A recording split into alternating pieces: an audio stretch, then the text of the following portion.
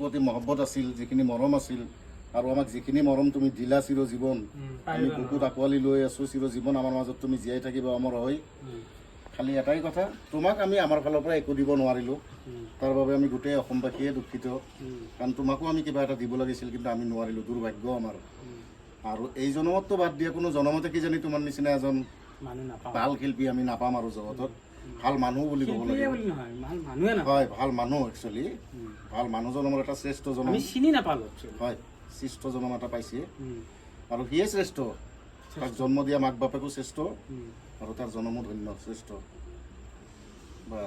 আৰু কেনে লাগিলে এই কথাখিনি শুনি আপোনালোকৰ? আৰু যদি ভাল লাগিল তেতিয়াহ'লে এই ভিডিঅ'টো এটা শ্বেয়াৰ কৰি দিব। আৰু এই চেনেলটো নতুন চেনেল, আৰু দাদাই কষ্ট কৰি আছে বহুত দিনৰ পৰা, আৰু আহি পোৱাৰ পাছতে মোক ক'লা বোলে ময়ো কষ্ট কৰি আছোঁ, অলপমান মোকো ভিডিঅ' এটা বনাই দি।